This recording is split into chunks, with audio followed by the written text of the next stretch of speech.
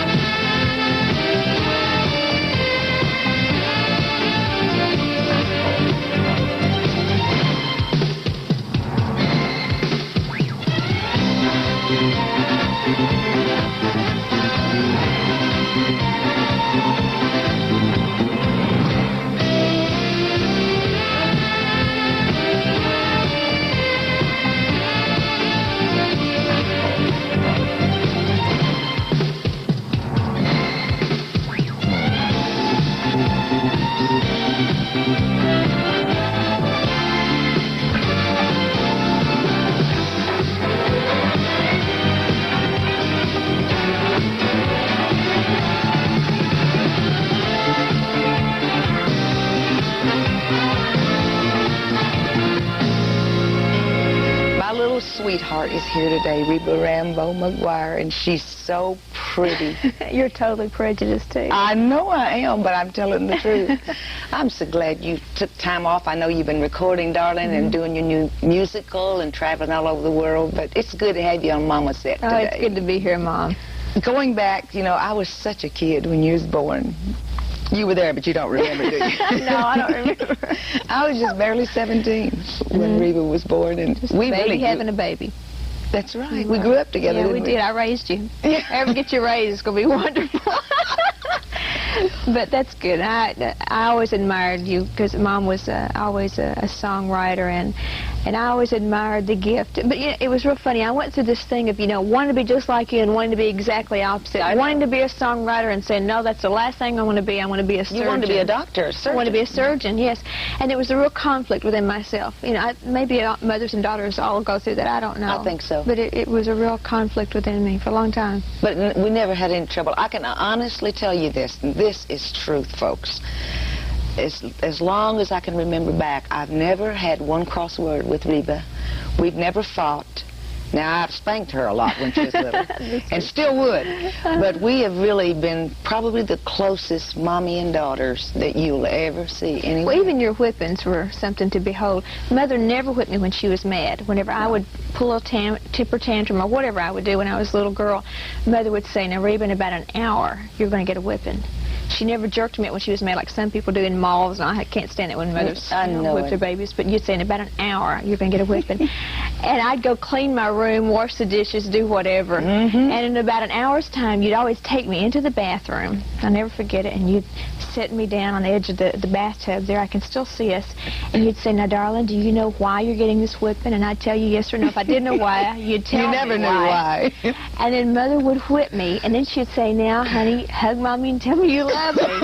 And if I didn't tell her I loved her, then I got another whipping. Right. So I would tell you I loved you. But there was something wonderful about that hugging and saying, you know, we loved each other, which I always did, you know. Sure. And that was real neat. You were a good mommy. You were, to be so young, you were really good. Well, you know, I was raised with 9 kids in my family, so I had a lot of practice. Yeah. But the one thing I can remember, you was 2.5 years old, and you'd ridden your tricycle into the street, which you always were very good to mind me, but somehow that had to be an adventure you had to do. And I told you I was going to spank you. The hour was almost up, and you had little tables and chairs in the kitchen, little bitty that matched mine, and you fell on your knees and slid all the way to the table in a praying position and said, oh, Jesus, help me right now, Lord. And that's the only time I ever promised you a spanking I didn't give you. Yeah, but the next time you tried it again. Right, it didn't work. Next time, one time though, I got a whipping that way. God answered prayer one time anyway. That was fun. We were crazy growing up because Mother, I mean, you were fun. You'd get out right in the sandbox with me and play, and you were good. You traveled a lot and sang, but the times we had together, you were right in there with me and were a kid with me. And a lot of moms are not. They don't do that with their children. It seems like nowadays. You play cutouts with me and Play-Doh and the whole thing. And you Germs, your invisible dog. Germs, my invisible dog, we'd play with, and my 3 invisible ladies that came to tea. Didn't we have fun with them? I'm telling you, didn't we? No, we still have fun with them. I wonder what they look like. Reba. We still play. When Reba was about 10 years old, Reba, just sort of tell us about that frightening night. this is the most incredible story that you'll hear, I think. I was gone this night this all started, and I want Reba to share something with you. Well, you were in, I think, Marion, Illinois, and you were in a revival, the last night of a revival, and my grandmother, my mom's mom, Grandma Luttrell, was staying with me, and she read me a story in the Bible, Samson and Delilah. I'll never forget it. And as she was reading the story, my head began to hurt harder and harder till I finally said, Grandmother, I can't listen anymore. And she put me to bed, and my fever got real high, and I started getting a rash about the size of dimes all over me, little red blood spots it looked like. And Mother and Dad came in from the revival about 3 in the morning, and I was so sick, my fever was so high, and you called our family doctor, and he said for us to meet him in the emergency room, and we went in, and he took one look at me and said that I had spinal meningitis, and he started immediately to send medicine to the kids that I was in school with, because it's so contagious, and they were giving them sulfur drugs, and they put me in a little isolated room, and for several hours I was in a coma, but I was screaming, Samson, don't let Delilah cut your hair off. And I was driving the nurses crazy. And but then all of a sudden there was silence, and I slipped deep into the coma, and I remember you saying you prayed I would, talk about Samson, Delilah, or anything. And the doctors finally came to you and Dad. Ted Satterfield, I remember, who was a technician, came to you and said, I want to take you to the lab and see the germs that are multiplying and show you why, if Reba by some miracle does live, she'll never be more than a vegetable. They have proof that my brain was destroyed, because you believe that sometimes. I think Donnie teases me and says he thinks my brain's been destroyed. That's the other miracle we're going to talk about, folks. But it really was. It was gone. And Reba, I wanted to ask you, and never have remembered to, what was the last thing you remembered in that little room when 5 doctors backed against the wall? Could you hear them talking? No, I really couldn't. I remember barely going into the hospital, and I remember seeing them. I was laying on a stretcher, and they were literally running through the halls with me. The doctors were trying to get me out away from everybody, because I was so contagious. I mean, spinal meningitis can get in epidemic proportions. It's just incredible. And they were trying to get me in this little isolated area. And I remember looking up at those doctors in the white, and I couldn't tell. To me, they kind of looked like angels. And I remember thinking at that moment, well, maybe I'm dying. But I was confused. I couldn't tell if the men in the white were technicians or angels, because my fever was so high. I was so out of it. But the last thing then there was just total silence and quiet. And I remember just being in a real peaceful place. Dad, whenever he had an experience, whenever he literally died, when he had his heart attack, he said he remembered it like what David said, yea, though I walk through the valley of the shadow of death, I'll fear no evil. That's the best way I noticed it. It was a valley, and I remember the green, cool grass under my feet, but it wasn't scary. It was a quiet, peaceful place is what I remember the best. But to make a long story shorter, you were out in the hospital corridor, and they had said, this is it, she's dying. And there were 5 specialists in my room. And Dad was there just literally lying across me, sobbing. Did you know weeping. He was laying across you? No, I really didn't know that. But you told me that. And Mom was outside in the hospital corridor crying and weeping. And our little pastor, Reverend Jimmy Russell, came walking down the corridor of the hospital with a spring in his step, his hat in his hand, and he was whistling. Yeah. And you said, I can't believe he's whistling. It made me mad, because I was just this little frustrated kid, scared to death. My child was dying, and my pastor was whistling. Right. And he walked over and started putting his gown and mask on to go in my isolated room. And Mother said she walked over with tears in her eyes, says, Brother Russell, haven't you heard Reba's dying? But you said behind the mask you could see him grinning. And he said, well, I've just talked to the great physician, and he says that ain't so. Yeah. And you and Grandmother put on your gowns and masks and followed him into my room, and he picked Dad up by the face and kind of patted his cheek and said, it's going to be all right. And at that moment, the best way I know to describe it, what I felt, I could see myself lying on my back with my arms and legs kind of outstretched, and it was like I was spinning around and around, sinking into peace is the best way I know it. Even though it was darkness, it wasn't this scary kind of darkness. But just sinking into peace is the best way I know it. And all of a sudden, my body did a flip, and I started going back up a funnel type thing. And I thought, and I didn't really want to go back. The Lord was sending you back to us. Yeah, I didn't really want to go back. I thought, well, what a drag, I'm leaving this piece. But it was, and I started turning back, and I really was kind of sad in a way, but I knew I was coming back. Right. And I had my eyes open, spinning upward, and I could see this little thin, you know, this little pin speck of light. And I thought, well, if I just get to the light, then I'll be back. And the light kept getting brighter and brighter, and in my mind's eye, I closed my eyes, but in reality, I opened my eyes, and I sat up in the bed and started singing a little chorus. Oh, how I love Jesus. And the 5 doctors hit their knees, and Mom's letting out a war whoop. You know, she doesn't care. And I didn't know. And Buck's standing with his mouth wide open. And I didn't really know what was going on. All I knew, I woke up, I was starving. I said, Mom, if you don't fix me some beans and cornbread, I'm going to die. Can you believe it? She's from the South. And you know, that one doctor couldn't speak any English at all. And I don't think he even professed Christ at all. Our family physician is a great Christian there. But he was just baffled. He just backed against the wall. And what Reba didn't know, when this was going on, it was like when Reverend Russell prayed that simple prayer of faith. It was like a cloud. I've never seen it before or since. Like a smog or fog came all the way to the waist of everybody. It just hovered over the bed. And Reba's fever had gotten so high that her hair just started immediately falling out. It just eventually broke off and fell off, and she wore wigs, which we didn't tell for a while. 7 years until her hair grew back. Well, what was great, Mom, several miracles happened around that. My hair, the doctor said, was destroyed at the root because of the fever, and said I'd never have hair. And you said, no child of mine's going to be bald-headed. That's right. And I remember Mother taking olive oil, like the anointing oil, and literally massaging my scalp and praying over it. And this is, you know, I'm not hardly bald-headed, as y'all can see. But also a couple of the experimental drugs they tried on me, they found out later literally killed other people they tried them on. And the Lord protected me even in that way. And it's just such a miracle. And, you know, and obviously my brain's not destroyed.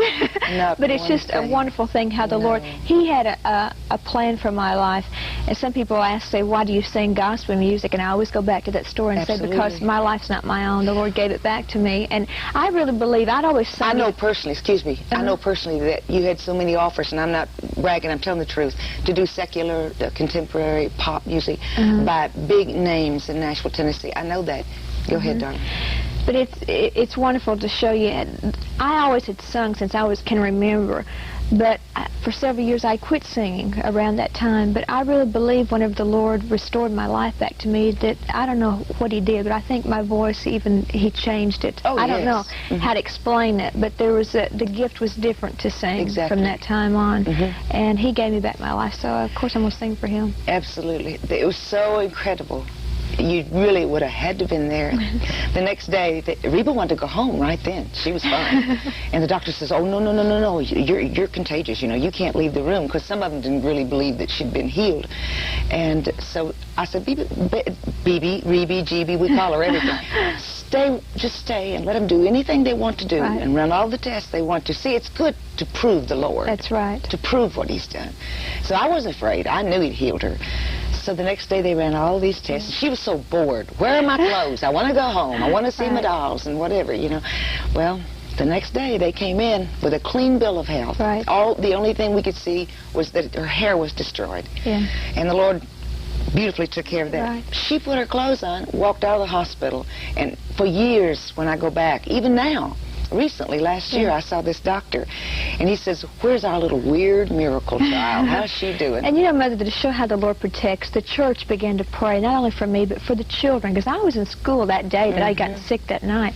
And the Lord caused such a protection upon those school children that not one other case of meningitis happened in that community. And that had to be God. There was just a protection among all the children, because the church, I mean, they called a prayer and a fast, declared it, and I mean, the Lord protected all of us. It was just so beautiful to see how He worked in that little community. Men, Dad, and grandmother, and so many people. Is it kind of neat now to kind of find yourself after coming through what you've been through in your new ministry? It is, Mom, because for so long we all kind of search for identities or something, and it is to find myself maturing in Christ and to kind of know what I want to be when I grow up. For a long time I went through that, and it's not easy to be the daughter of very talented parents even, because there was always the comparison between particularly you and me, and some people were very cruel in that, like you can't write songs like your mother, and you can't sing like your mother, and you don't have the business ability of your father. But now to grow up and say, I have the best I feel of both of you. That's the way I look at it. I have your gifts to write, and I have just enough of Daddy's business to get by. Daddy's bluntness. Daddy's bluntness, yeah. That's great. But it's neat to grow up within myself and say, hey, it's okay. I don't have the same gift as you, but that's all right. Wouldn't it be boring if I wrote just like you, or if I sang just like Dad, or whatever? That I'm learning that it's okay to be me. I guess I'm finally, after all this time, learning it's all right that the Lord made me special, and He loves me just like I am. You know it. And He's helping me to mature and grow up in the body of Christ as He wants me to, and as I can handle it. He's been so good to me. He's brought me through so many things. Talk to your daughter today and love her and hug her neck and hold her hand and let her know that you understand her music, her words, her life, her joy. I just thank God that, Reba, God gave me just enough wisdom to say, Reba, I'm going to learn to love your music. The reason I had to learn is because I didn't understand. Right. And then when I started understanding it, I started writing some of it. And you do such a great job. Thank you. I hope I'll always be what you want Mommy to be, okay? Will you come back and see me? I will. If you aren't what I want you to be, I'll turn you over my knee. She's done that too before. I love you, little darling. You know, my very favorite thing that you fix for any holiday is leg of lamb. As far back as I can remember when I was a little bitty girl, every holiday it was a tradition at our home to have leg of lamb. And it's always delicious. It's always, what are you doing over here anyway? I'm making gravy. I'm just listening to you brag.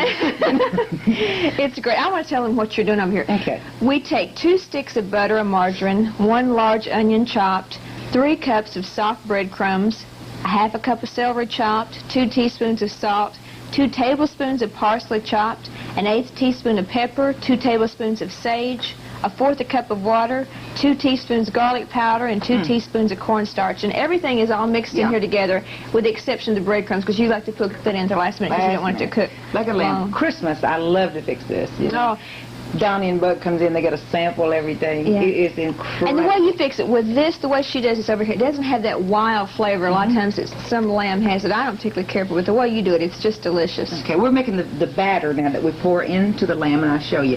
We've got all the ingredients Reba read. We have the cornstarch and water mixed here together. And I think somebody must be back there setting our table for this big feast we're fixing to have. Yeah. Okay, we're going to pour in the cornstarch. Flour's not good because it usually makes it real lumpy. So I use cornstarch, and we just have this to a pretty good boil for about 5 minutes. And then we pour in this cornstarch, and then as it starts just barely thicken, we don't want it too thick. Okay, Reba, what we're going to do, we're going to get ready to take it right over there to the leg of lamb. Turn this little stove off, and I'll show you what we do. This is a beautiful leg of lamb. What is this, about 12, 14 pounds? You know, I don't lamb? know. A Buck always like buys these for me, and this is the little thing I wanted to show you. You Okay. want to do this? You want me do to- it. This little thing that it's a meat tester that you really just put in the meat in the oven, and I never use it for that. I don't care for that. But I take it. Now your leg of lamb has to be fresh. I don't like to freeze them and then thaw them out. But I just get it fresh. Buck gets the best ones at the market for me, and we punch all these wonderful holes in here like this. And I've already punched them on the other side. You know what I think I like leg of lamb? I always think back on the children of Israel before they went into the wilderness. Ooh, And they tasted the they lamb. tasted the lamb in their mouth. You wrote a song about that, as a matter of fact. But I think of them, every time you prepare the lamb, I think about them preparing the lamb to eat, to go into the wilderness, and that gave them nourishment, Yeah. you know, for their journey. And I think of Christ the lamb. There's just something special at holiday times about the lamb. There is, and another thing I think lamb, Reba, is so neat during the holidays is because all the family's there, and it's a big Yes. big serving. You know, Yes. you don't always get to cook that much. But this is wonderful. Now, we got it all stuffed real good. And now what we have done here, this is a neat little trick you'll like. What I do is, Reba, I take 2 turkey bags. That makes it a little stronger, and it keeps all that wonderful juices in there. And I just pick up, you hold this. Okay. And I pick up the leg of lamb like this and aim it in through here. All fresh washed, and all those wonderful holes in it. Put tight screws in it. Too much like work. Yep. Okay, we put him just like this, and if you'll hold him up there, Okay. I'll take Oh, we this. got to name him. We're going to name him. Just enough breadcrumbs to thicken up the batter. Now, the little batter that we made on the stove, don't, this is hot, so don't let it burn you. You push it in like this, just like that. It's Okay. like playing games, isn't it? Now, what we do... That smells so good, that batter you I made. know it. Garlic's coming on. Mamma mia. Hang on to that. Okay. Our producer could tell you. He'll love this. Look at this. We tie it real tight. I love Southern cooking, Italian cooking, Mexican, just food. As long as it's, you know, prepared good, I like it. Now this you just turn and turn and turn and turn forever and forever. And all that sinks in the little holes. All goes into the little bitty holes. Gotcha. And it never is dry if you do this. Okay, a lot of times what I'll do, if you have a larger piece of lamb, just take cheesecloth and wrap it first on it, put it in the bag, and then pour all this in. Now what we do, we put this in the oven. Reba, look at our... Okay, it goes in for 350 for 5 hours. Now usually what I do, to really make this good, on the holiday nights, I know what you do. You cook it a little bit at night before we go to bed. You cook it about 2 hours. Right. And then you get up early the next morning and cook it about 3 more hours. So that way, overnight, you just let it sit in those juices. In the oven. And it's wonderful. It's so Yes, it delicious, and it's not the least bit dry, anything but dry. Okay, so you got all the ingredients. It's right in the cookbook. If you want it, you can order it. You'd love it. This is a wonderful, wonderful recipe. Okay, we leave it in for about... We said 5 hours, but sometimes it's according to what size it is. You don't have to cook it that long. Okay, Reba, we'll put that in the oven. I'm going to step over that way because we're working on lamb mushroom dressing. That goes right along with this. Okay. Okay, if you'll put that in the oven for me. Right here, in the cookbook, there is a recipe for cornbread, Reba's cornbread. What I do, I make a big skillet of cornbread the night before I fix this and let it sit there and have it all ready for the next day. I take that whole pan, the big iron skillet of cornbread, and I crumble it up really good like this. Then I take 3 slices of light bread. You can use wheat bread, rye bread, white bread. Crumble it up. That's what all these little things are. Then, you really want to pay attention to this. In this is the broth from the lamb. Now, lamb is pretty strong, so Reba can read off how much broth it calls for the lamb to pour into the dressing. But you put half lamb broth and half water, or it's going to be terribly, terribly strong for you. Okay, the first thing we're going to do, Reba, you can read the... Okay, we've got 6 cups prepared cornbread from the recipe in the book. We've got 4 cups biscuits or white bread crumbled, 2 medium onions finely chopped. Yeah, let's put that in there. Okay. We have 1/4 of a cup of garlic, I think, which is already in there. It's already in there. Okay, 5 eggs well beaten, which there's your 5 eggs well beaten. And 1 cup of celery chopped. Right here, 1 cup. Okay. And 1/2 cup butter and margarine. I think it's still in the little thing over there. I'll let you cut that. Okay. And 1 1/2 teaspoons of salt. And that's already in there. Okay. And 1/2 teaspoon of pepper, a tablespoon of sage, and 2 chicken bouillon cubes dissolved, which you've already done that. 1 can cream of mushroom soup, and 1 cup fresh mushroom sliced. And Mom, I think actually on the drippings, you said then add at least 2 cups lamb drippings. I don't know if that means the drippings and the water or just or what. It's 2 cups of lamb drippings and 2 cups of water most of the time, because this will really get dry if you don't do that. This is very soft, and it's just going to melt down over there. That's wonderful. Okay, we didn't get our mushrooms, did we? No, we didn't. I always add fresh mushrooms. It just simply makes this a prettier dish, and it's much tastier like that. Okay, and you just work this, and really, really, really good. I like to get it, Reba, kind of like a cornbread batter, you know, right. And spread it around. Now, when you get all that together, then you start pouring on. This looks like a lot, but it isn't, because this really does absorb all this goodies. You'll see the bread just keeps soaking it up. So you just keep working and working and working. Well, it's so porous with the cornmeal. Why don't you read all those ingredients off again, Dottie? Okay. In the cookbook, it's called Dottie's Lamb Mushroom Dressing. You have 6 cups prepared cornbread, 4 cups biscuits or white bread crumbled, 2 medium onions finely chopped, 1/4 cup of fresh garlic diced, 5 eggs well beaten, 1 cup of celery chopped, 1/2 cup of butter and margarine, 1 1/2 tablespoons of salt, 1/2 teaspoon of pepper, a tablespoon of sage, 2 chicken bouillon cubes dissolved, 1 can cream of mushroom soup, and 1 cup fresh mushrooms sliced. And you know what? It's so wonderful like that, I can almost eat it raw. Oh, well, you know, in the North, a lot of people do. Right, you know, well, in the North, they use a lot more white breads in it than we, in the South, we use a lot of cornbread in ours. I like it better. And it says to bake for 35 to 45 minutes at 350, and it says if the dressing gets too dry, then take it out and add a little bit more of your lamb drippings and water, and just pour it on there if it starts to seem a little dry to you. Something else else I do too, Reba, is it's cooking, and I think it is too dry. I just take like a little bottle of spray water and just pull that door open, just spray water. And it won't hurt to do it after you want to reheat it. This is good to reheat and just put in the microwave or whatever. See how good that's looking? Okay, delicious. what we're going to do, we got lamb and we've got dressing, and I can see that Miss Judy is over there getting everything ready, and we're going to have holiday dinner in the Rambo's dining room. How's that sound? It's going to be fun. Okay, see you there, okay. And after about 3 or 4 hours, this marvelous lamb is all finished. In times like this, special times, it's so great to have our family home with us and sitting around the table for the holidays. Our adopted daughter, Judy Breland, we call her Bree. We're just glad you're here, sweetheart. And over here, this handsome young man is my son. Some say son-in-law, but he's really my son. I love you, darling. Donnie McGuire. And our daughter, Reba McGuire, his pretty little wife. Isn't she a doll dressed up in her turquoise? And my sweetheart, Buck Rambo. And we're glad to have you looking in at the Rambo family, eating the lamb for these special occasions, for these days. God bless you. Buck, would you pray for us? Father, we're grateful for the opportunity.